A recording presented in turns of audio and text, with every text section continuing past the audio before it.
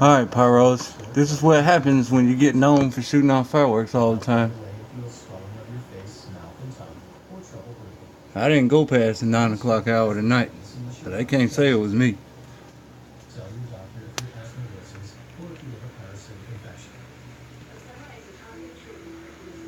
Yep.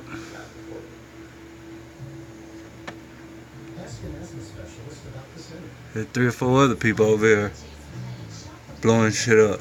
That ain't me. I ain't trying to catch that $900 ticket. I'm in the house getting fucked up. I ain't worrying about shooting fireworks and getting that ticket. That's like the 4th time he rolled by too. Oh shit, he ain't even by himself. Here goes number 2.